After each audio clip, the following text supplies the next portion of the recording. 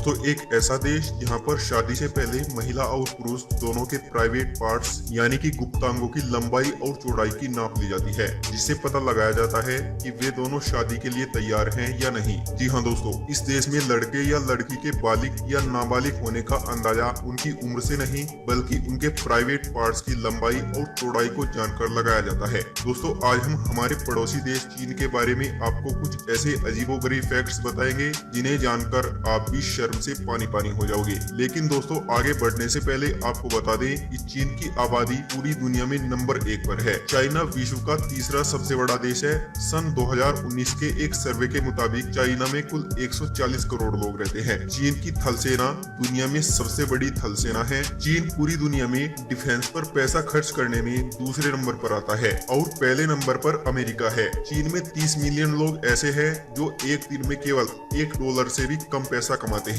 चीन दुनिया का सबसे बड़ा एक्सपोर्टर है और इंपोर्ट करने पर यह देश दूसरे नंबर पर आता है। चाइना हर साल 45 बिलियन चॉपस्टिक का इस्तेमाल करता है। दोस्तों चीन में सबसे ज्यादा मौत की सजा दी जाती है। पूरी दुनिया में मिलाकर जितनी मौत की सजा दी जाती है उससे 4 गुना ज्यादा केवल चाइना में मौत की सजा दी जाती है। चीन में तकरीबन 45 मिलियन लोग अभी भी गुफाओं में रहते हैं। करीब 700 मिलियन लोग चीन में गंदा पानी पीते हैं। इसके अलावा आपको बता दें कि सैन फ्रांसिस्को का 1/3 एयर पोल्यूशन चाइना की वजह से होता है। तकरीबन 78% सॉफ्टवेयर चाइना में जो इंस्टॉल किए जाते हैं वे पायरेटेड होते हैं। हर सेकंड में एक बच्चा चीन में जन्म दोष के साथ पैदा होता है। इसी के साथ आपको बहुत ही खास जानकारी दे दें कि चीन में शादी से पहले महिला और पुरुष दोनों के प्राइवेट पार्ट्स यानी कि गुप्तांगों की लंबाई और चौड़ाई की नाप ली जाती है, जिससे पता लगाया जाता है कि वे दोनों शादी के लिए तैयार हैं या नहीं। जी हाँ दोस्तों, इस देश में लड़के या लड़की के बालिग या नाबालिग होने का अंदाजा उनकी उम्र से नहीं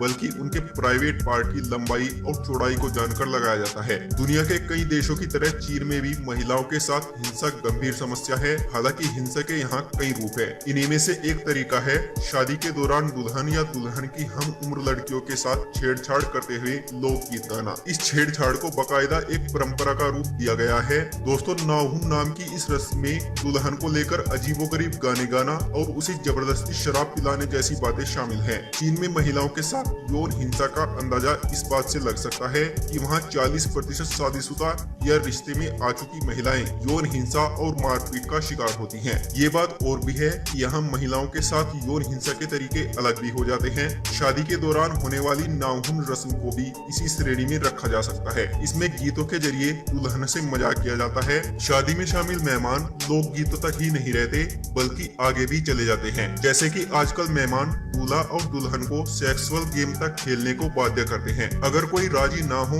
तो उसका सबके सामने मजाक बनाया जाता है। ऐसे में शादी का माहौल खराब ना करने के लिए लोग खेलने को राजी हो जाते हैं। इस दौरान आपस में भद्दी बातें की जाती हैं। दोस्तों शादी के दौरान होने वाली छेड़छाड़ कई बार इस हद तक बढ़ जाती है कि नवविवाहित जोड़े साथ होने से पहले ही अलग हो जाते हैं। कई बार इस रस्म के दौरान दुर्घटनाएं भी घट चुकी हैं। जैसे साल 2013 में दूल्हे के दोस्त दुल्हन की सहेली को छूने की कोशिश करने लगे। घबराई हुई दोस्त पूरे फंक्शन में भागी और आखिरकार डर के मारे चौथी मंजिल की बालकनी से छलांग लगा दी। ऐसे हादसों के बाद भी चीन की सरकार ने शादी में होने वाले यौन दुर्व्यवहार पर कोई एक्शन नहीं लिया। यही कारण है कि आजकल कई युवतियां शादी से पहले बाकायदा कॉन्ट्रैक्ट करवा रही हैं कि शादी के दौरान इस तरह की रस्में नहीं होंगी जिसमें उसे या उसके दोस्तों को छुआ जाए या जबरन ड्रिंक पिलाई जाए। दोस्तों चीन में हर साल लाखों की संख्या में लड़कियां अबॉर्शन करवाती हैं क्योंकि चाइना में वर्ल्ड चाइल्ड पॉलिसी लागू है। चीन का नेशनल स्पोर्ट टेबल टेनिस है। चीन में करीब 40 मिलियन लोग ऐसे हैं जिन्हें शादी करने के लिए बीवी नहीं मिलती।